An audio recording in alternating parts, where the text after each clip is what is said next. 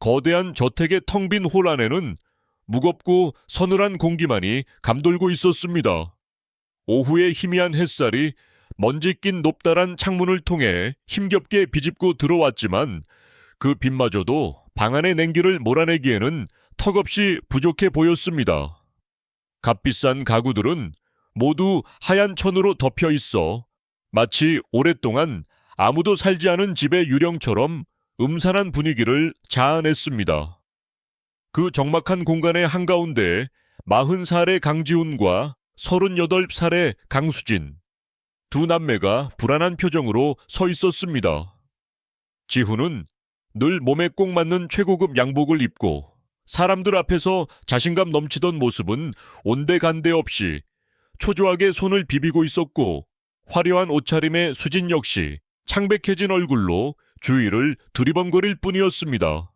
그들의 발소리 하나하나가 대리석 바닥에 부딪혀 텅 빈 공간을 울리는 소리는 마치 심장 소리처럼 크게 들렸습니다. 바로 그때 육중한 홀의 문이 소리 없이 열리며 65살의 아버지 강민준 회장이 모습을 드러냈습니다. 그의 곁에는 그림자처럼 충직한 박 비서가 서 있었습니다. 아버지는 남매가 상상했던 초라하고 절망에 빠진 모습이 아니었습니다. 오히려 그의 몸에 맞춘 듯 완벽한 양복은 한치의 흐트러짐도 없었고, 반짝이는 구두는 그의 걸음마다 또렷한 소리를 냈습니다. 그의 얼굴에는 깊은 연륜과 함께 얼음장 같은 냉정함이 서려 있어 두 남매는 자신들도 모르게 몸을 움츠렸습니다.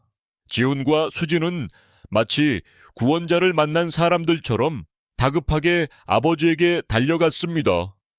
그들의 얼굴에는 지난 몇 주간의 두려움과 이제는 모든 것이 해결될 것이라는 얄팍한 기대감이 뒤섞여 있었습니다. 지훈이 먼저 다급하게 입을 열었습니다. 아버지, 저희가 얼마나 걱정했는지 아십니까? 다행입니다. 무언가 잘못된 것이었군요. 저희가 다 바로잡을 수 있습니다. 그의 목소리에는 안도감과 함께 상황을 다시 주도하려는 계산적인 의도가 희미하게 배어 나왔습니다. 수진 역시 눈물을 글썽이며 아버지의 팔에 매달렸습니다. 그래요, 아버지. 저희가 있잖아요. 언제나 아버지 편이었던 거 아시면서 저희를 믿으셨어야죠. 그녀의 목소리는 애처로웠지만 그 말 속에는 자신들의 안위를 먼저 챙기려는 본심이 숨겨져 있었습니다. 하지만 강민준 회장은 두 자식의 애원에도 미동조차 하지 않았습니다. 그는 자신에게 매달리는 딸의 손을 조용히 떼어내고 두 사람을 차례로 훑어보았습니다. 그의 시선은 마치 날카로운 칼날 같아서 지훈과 수진은 저도 모르게 시선을 피했습니다. 한참 동안 호란을 지배하던 무거운 침묵을 깬 것은 아버지의 낮고 조용한 목소리였습니다. 늦었다. 그 짧은 한마디에 담긴 무게감의 남매의 얼굴이 하얗게 굳었습니다. 강민준 회장은 조금의 감정도 싣지 않은 지극히 사무적인 어조로 말을 이었습니다. 심사는 끝났다. 그리고 너희 둘은 아주 처참하게 낙제했어. 그 선언과 함께 두 사람의 세상이 무너져 내리는 듯했습니다. 아버지의 차가운 눈동자를 화면이 가득 채우는 순간 모든 것이 짙은 어둠 속으로 사라졌습니다. 그리고 어둠 위로 하얀 글씨가 떠올랐습니다. 3주 전. 여러분, 안녕하세요. 때로는 인생이 우리에게 가장 혹독한 시험을 내놓기도 합니다. 바로 가장 가까운 사람의 마음을 확인하는 시험 말이죠. 지금 이 이야기를 어느 도시에서 보고 계신지 댓글로 알려주시겠어요? 여러분의 참여가 제게는 큰 힘이 됩니다. 그리고 이 이야기의 끝을 놓치지 않으시려면 구독과 알림 설정 잊지 마세요. 이제 모든 것이 완벽해 보였던 한 가족에게 불어닥친 거센 폭풍 속으로 함께 들어가 보겠습니다. 이야기의 주인공 강민준 회장을 소개합니다. 65의 나이에도 그의 눈빛은 젊은 시절의 총기를 잃지 않았습니다. 그는 단순한 사업가가 아니었습니다. 맨손으로 시작해 거암 기술이라는 거대한 탑을 쌓아 올린 전설적인 발명가이자 개척자였습니다. 그의 손에서 탄생한 혁신적인 기술들은 사람들의 삶을 바꾸었고, 그의 이름은 나라 안팎의 경제 잡지 표지를 수없이 장식했습니다. 사람들은 그를 살아있는 신화라 불렀고, 그는 자신이 이룬 모든 것에 대해 깊은 자부심을 가지고 있었습니다. 그는 자식들에게도 세상이 부러워할 만한 모든 것을 주었습니다. 부족함 없는 환경, 최고의 교육, 그리고 든든한 배경까지. 하지만 그는 자식들에게 가장 중요한 것을 가르쳤다고 믿었을까요? 바로 돈으로 살 수 없는 것들의 가치를 말입니다. 그에게는 3명의 자식이 있었습니다. 장남인 강지훈은 아버지의 후광을 발판 삼아 유망한 정치인으로 성장하고 있었습니다. 그는 언제나 단정한 모습으로 사람들 앞에서 바르고 옳은 말만 했고, 그의 온화한 미소는 많은 사람들의 신뢰를 얻었습니다. 하지만 그 미소가 과연 그의 눈까지 닿아 있었는지는 아무도 알지 못했습니다. 외동딸인 강수진은 국내 굴지의 호텔 그룹 아들과 결혼하여 모두가 부러워하는 삶을 살고 있었습니다. 그녀의 하루는 화려한 모임과 값비싼 장신구로 채워져 있었고, 그녀에게 가장 중요한 것은 사회적 지위와 체면을 유지하는 것이었습니다. 그리고 막내 아들 강도윤이 있었습니다. 그는 형과 누나와는 전혀 다른 길을 걷고 있었습니다. 도심에서 멀리 떨어진 작은 공방에서 묵묵히 흙을 빚는 도예가였죠. 가족 모임에도 좀처럼 얼굴을 비추지 않는 그는 마치 가족이라는 화려한 그림 속에서 잊힌 존재처럼 보였습니다. 바로 그날 저녁 모든 것이 한순간에 무너져 내렸습니다. 모든 방송 채널에서 긴급 속보가 흘러나왔습니다. 텔레비전 화면 속 앵커는 다급하고 심각한 목소리로 외치고 있었습니다. 충격적인 소식입니다. 우리나라 기술의 상징이었던 거암 기술이 몰락 위기에 처했습니다. 강민준 회장이 천문학적인 규모의 회계 부정 혐의로 수사 선상에 올랐으며 회사의 모든 자산은 동결되었습니다. 이 소식은 나라 전체를 뒤흔들었고, 강민준이라는 이름은 하루아침에 존경의 대상에서 비난의 중심으로 추락했습니다. 거대한 저택의 거실에서 강민준 회장은 무거운 표정으로 그 뉴스를 지켜보고 있었습니다. 그의 얼굴에는 절망 대신 무언가를 결심한 듯한 굳건한 의지가 서려 있었습니다. 그는 조용히 손에 든 전화기를 들어 올렸습니다. 이제 진짜 시험이 시작될 시간이었습니다. 강민준 회장은 수많은 연락처 중에서 가장 먼저 큰아들 지훈의 이름을 찾아 눌렀습니다. 전화기 너머로 들려오는 연결음이 유난히 길게 느껴졌습니다.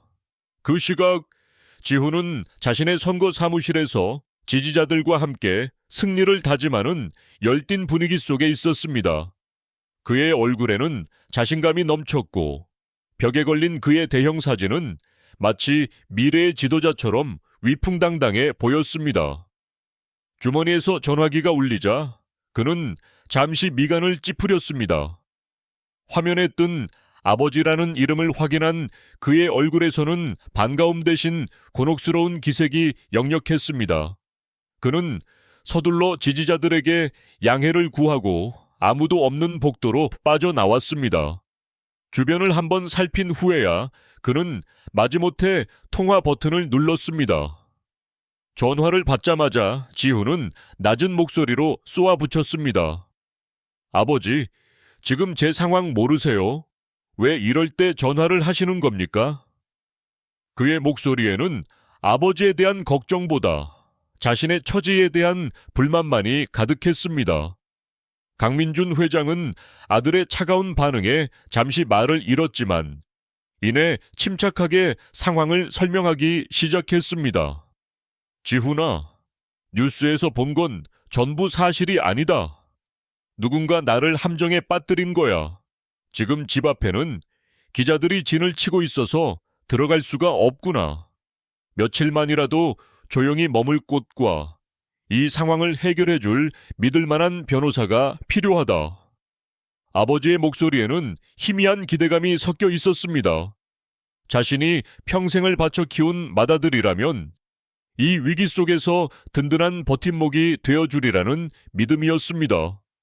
하지만 지훈의 대답은 아버지의 마지막 희망마저 산산조각 냈습니다.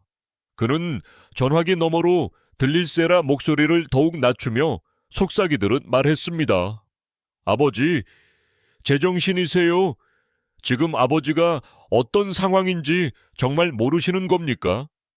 곧 선거가 코앞입니다. 이 중요한 시기에 아버지와 제가 엮이는 건 제 정치 인생을 끝내라는 말과 같습니다. 제가 어떻게 아버지를 숨겨주고 변호사를 알아봐 드립니까? 사람들이 알면 저는 끝장입니다. 아들의 말은 날카로운 비수가 되어 아버지의 가슴에 박혔습니다. 아들에게 자신의 안위는 그의 정치적 야망 앞에 놓인 거추장스러운 장애물일 뿐이었습니다. 지훈은 매정하게 말을 이었습니다. 어떻게든 알아서 조용히 숨어 계세요. 그리고 다시는 제게 전화하지 마십시오. 저는 아버지를 도울 수 없습니다. 강민준 회장은 아무 대답도 하지 않았습니다. 전화는 그렇게 툭 끊겼고 수화기 너머로 들려오는 차가운 침묵만이 그의 귓가를 맴돌았습니다. 그는 천천히 전화기를 내려놓았습니다. 그의 손은 분노 때문인지 혹은 깊은 실망감 때문인지 하얗게 될 때까지 전화기를 꽉 쥐고 있었습니다. 그의 눈빛은 텅 빈 복도 저편을 향한 채 깊이를 알 수 없는 어둠 속으로 가라앉고 있었습니다. 큰아들에게서 받은 상처가 차에 아물기도 전에 강민준 회장은 떨리는 손으로 다시 전화기를 들었습니다. 이번에는 외동딸 수진의 번호를 눌렀습니다. 어쩌면 딸은 다를지도 모른다는 신락 같은 희망을 품고서였습니다. 그 시각 수진은 시내에서 가장 호화로운 피부 관리실의 개인실에 누워 있었습니다. 부드러운 음악이 흐르고 향긋한 아로마 향이 가득한 공간에서 그녀는 세상의 모든 근심 걱정과는 담을 쌓은 듯 평온한 표정으로 관리를 받고 있었습니다. 요란하게 울리는 전화벨 소리에 그녀는 잔뜩 미간을 찌푸렸습니다. 화면에 뜬 아버지의 이름을 확인한 그녀의 얼굴에는 짜증스러운 기색이 스쳐 지나갔습니다. 그녀는 관리색에 잠시 자리를 비켜달라고 손짓한 뒤 짐짓 귀찮다는 듯이 전화를 받았습니다. 아버지, 무슨 일이세요? 저 지금 바쁜 거 아시잖아요.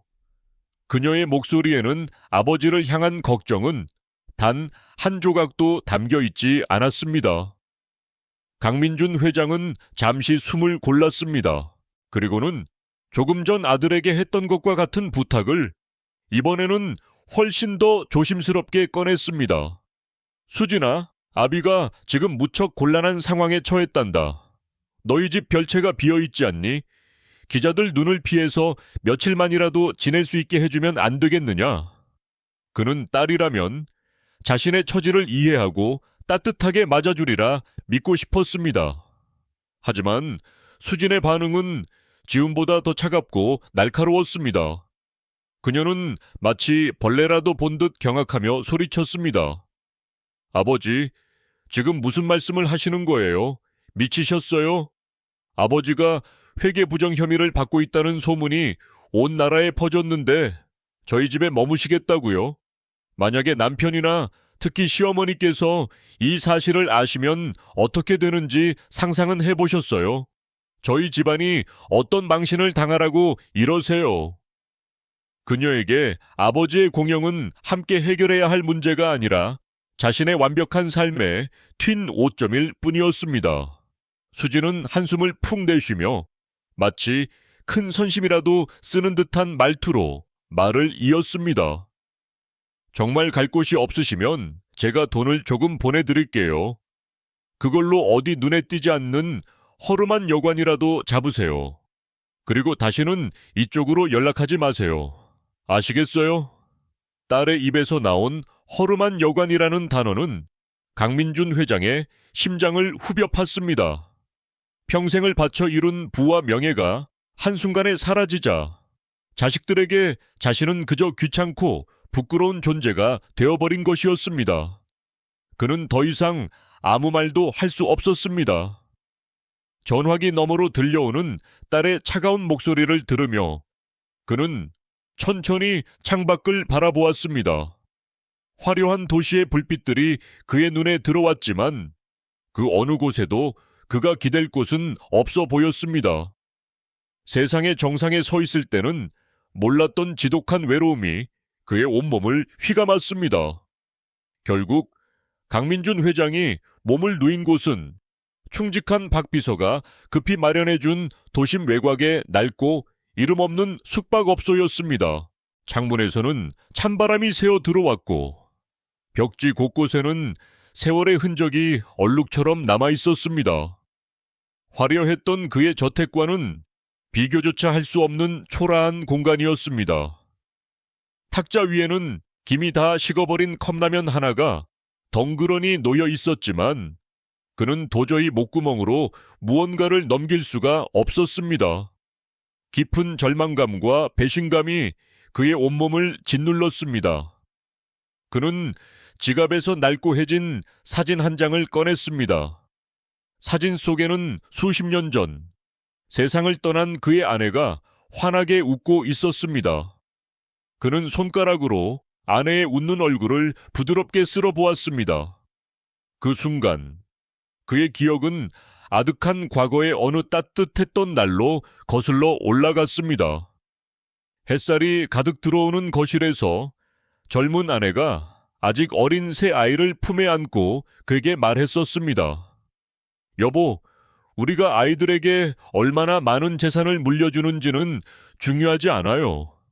그보다 더 중요한 건 아이들이 어떤 마음을 가진 사람으로 자라나는가 하는 것이에요. 저는 우리 아이들이 다른 사람의 아픔에 공감할 줄 아는 따뜻한 마음을 가진 사람으로 자랐으면 좋겠어요. 아내의 목소리는 그의 귓가에 아직도 생생하게 울리는 듯 했습니다. 강민준 회장은 눈을 감았습니다. 그는 평생 앞만 보고 달려오느라 정작 아내와의 가장 중요했던 약속을 잊고 살았다는 것을 깨달았습니다. 아이들에게 세상을 사는 법은 가르쳤지만 사람을 사랑하는 법은 가르치지 못했던 것입니다. 그의 뺨을 타고 뜨거운 눈물 한 줄기가 흘러내렸습니다. 그것은 자식들에 대한 원망의 눈물이 아니라 아내에 대한 미안함과 자기 자신에 대한 깊은 회한의 눈물이었습니다. 한참 동안 과거의 기억 속을 헤매던 그는 천천히 눈을 떴습니다. 그의 눈빛은 더 이상 슬픔이나 절망에 젖어 있지 않았습니다. 대신 차갑고 단단한 강철 같은 결의가 그 자리를 채우고 있었습니다. 그는 더 이상 상처받은 아버지가 아니었습니다. 아내와의 마지막 약속을 지키기 위해 잘못 자란 자식들을 바로잡기 위한 마지막 시험을 내릴 준비를 마친 심판관이었습니다. 그는 망설임 없이 박 비서에게 전화를 걸었습니다. 그의 목소리는 낮고 차분했지만 그 안에는 흔들림 없는 의지가 담겨 있었습니다. 박 비서, 이제 결심이 섰네.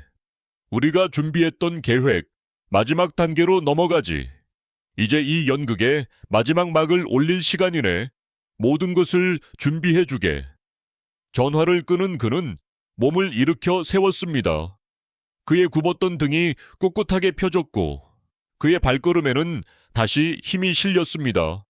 그는 전화기 화면을 내려다 보았습니다.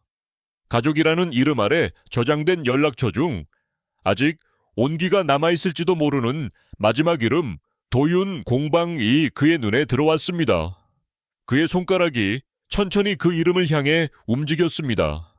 마지막 남은 희망을 걸고 강민준 회장은 막내 아들 도윤에게 전화를 걸었습니다. 전화기 너머에서는 물레 돌아가는 소리와 함께 흙냄새가 풍겨오는 듯했습니다. 그 시각 도윤은 자신의 작은 공방에서 온몸에 흙을 묻힌 채 작품에 몰두하고 있었습니다. 그의 손끝에서 생명이 없던 흙덩이가 아름다운 곡선을 가진 항아리로 다시 태어나고 있었습니다. 요란하게 울리는 전화벨 소리에 그는 잠시 작업을 멈추었습니다. 화면에 뜬 아버지의 이름을 확인한 그의 얼굴에는 놀라움과 함께 깊은 걱정이 어렸습니다. 그는 서둘러 손에 묻은 흙을 닦아내고 다급하게 전화를 받았습니다. 그의 목소리에는 꾸밈 없는 진심 어린 염려가 가득했습니다. 아버지, 괜찮으세요? 뉴스 봤어요. 말도 안 되는 소리예요. 지금 어디 계세요? 아들의 목소리를 듣는 순간 강민준 회장의 얼어붙었던 마음이 조금씩 녹아내리는 듯했습니다. 그는 형과 누나에게 했던 것과 똑같은 거짓 이야기를 꺼내놓았습니다. 자신이 모든 것을 잃었고 갈 곳 없는 처지가 되었다고 말입니다. 도윤은 아버지의 말이 채 끝나기도 전에 망설임 없이 대답했습니다. 아버지, 무슨 말씀을 하시는 거예요? 당장 이리로 오세요. 제 집이 아버지 집이죠. 어서요. 그의 목소리에는 한치의 계산도 주저함도 없었습니다. 잠시 후 강민준 회장은 아들의 작은 공방에 도착했습니다. 화려함과는 거리가 멀었지만 공간 구석구석에는 흙과 나무에 따뜻한 온기가 배어 있었습니다. 도윤은 아버지를 보자마자 따뜻한 차부터 내왔습니다. 그리고는 자신이 쓰던 작은 방으로 아버지를 안내했습니다. 아버지, 방이 작고 누추하지만 며칠 푹 쉬세요. 그는 자신의 유일한 침대를 아버지에게 내어드리고 자신은 먼지 쌓인 공방의 낡은 소파에서 잠을 청할 준비를 했습니다. 그것뿐만이 아니었습니다. 도윤은 잠시 망설이더니 서랍 깊숙한 곳에서 낡은 통장 하나를 꺼내 아버지에게 내밀었습니다. 아버지, 제가 그동안 조금씩 모아둔 돈이에요. 큰 돈은 아니지만 일단 이걸로 좋은 변호사부터 알아보세요. 우리는 괜찮을 거예요. 함께라면 뭐든지 이겨낼 수 있어요. 통장에는 그가 흙을 빚어 판 돈을 십실반 모아온 세월의 흔적이 고스란히 담겨 있었습니다. 강민준 회장은 아들이 내민 통장을 받아들고 아무 말도 할 수 없었습니다. 그는 처음으로 돈이 아닌 마음으로 자식의 진심을 마주하고 있었습니다. 차가운 계산과 매정한 외면 속에서 발견한 따뜻한 진심은 그 어떤 재산보다도 값진 것이었습니다. 그날 밤 강민준 회장은 낡은 소파에서 불편하게 잠든 아들의 모습을 한참 동안 지켜보았습니다. 그리고 마침내 마지막 결심을 굳혔습니다. 그는 조용히 전화기를 들어 박 비서에게 짧은 문자를 보냈습니다. 사흘 뒤 본가에서 모임을 갖겠네.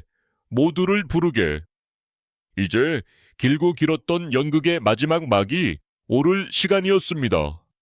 사흘 뒤 이야기는 다시 처음의 그 장면으로 돌아왔습니다. 텅 빈 저택의 홀에 선 지훈과 수지는 불안한 눈으로 서로를 마주보고 있었습니다. 그들은 유산 상속에 관한 긴급 가족회의라는 문자를 받고 한 걸음에 달려온 길이었습니다. 아버지가 모든 것을 잃고 절망에 빠져 남은 재산이라도 정리하려 한다고 굳게 믿고 있었습니다. 바로 그때 저택의 현관으로 눈부신 검은색 고급 승용차 한 대가 미끄러지듯 들어섰습니다. 차문이 열리고 그들이 전혀 예상치 못했던 모습에 강민준 회장이 박 비서와 함께 내렸습니다. 그의 모습은 더 이상 초라한 도망자가 아니었습니다.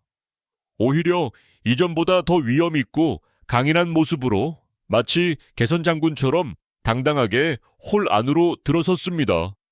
지훈과 수지는 눈앞의 광경을 믿을 수 없다는 듯 입을 벌린 채 굳어버렸습니다. 아버지는 두 사람의 놀란 표정을 차갑게 외면한 채 홀 중앙에 섰습니다. 그리고는 모든 것을 설명하기 시작했습니다. 회사의 위기도, 검찰의 수사도, 자신의 몰락도 모두 자신이 직접 계획하고 연출한 한 편의 연극이었음을 밝혔습니다. 그것은 자신의 자식들이 가진 마음의 진짜 모습을 확인하기 위한 혹독하고 잔인한 마음 심사였습니다. 그는 두 사람을 번갈아 보며 며칠 전 전환하기 너머로 들었던 그들의 목소리를 차갑게 읊조렸습니다. 한 놈은 자신의 정치 인생이 끝장날까 두려워 아비를 외면했고, 또 한 녀는 시어머니의 눈치가 무서워 아비를 부끄러워했지. 그의 목소리는 얼음처럼 차가웠고, 그가 내뱉는 단어 하나하나가 비수가 되어 두 사람의 심장에 박혔습니다. 지훈과 수진의 얼굴은 새하얗게 질렸습니다. 그들은 그제야 자신들이 아버지의 시험에 완전히 실패했음을 깨닫고 바닥에 엎드려 용서를 빌기 시작했습니다. 아버지, 저희가 잠시 정신이 나갔었나 봅니다. 잘못했습니다. 하지만 강민준 회장은 조금도 흔들리지 않았습니다. 너희는 유산을 물려받을 자격이 없다. 내가 평생을 바쳐 이룬 것을 물려주고 싶었던 것은 돈의 가치보다 사람의 도리를 아는 자식이었다. 너희는 그 시험에서 처참하게 낙제했다. 바로 그때 홀의 문이 다시 열리고 막내 아들 도윤이 들어섰습니다. 그는 어리둥절한 표정으로 눈앞의 상황을 바라보고 있었습니다. 강민준 회장은 도윤의 어깨에 따뜻하게 손을 얹으며 두 자식에게 마지막 선고를 내렸습니다. 강민준 회장은 바닥에 엎드린 두 자식을 내려다보며 자신의 최종 결정을 선언했습니다. 그는 두 사람을 완전히 내치지는 않았습니다.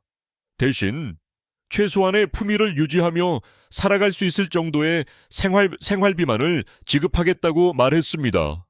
하지만 거기에는 한 가지 조건이 붙었습니다.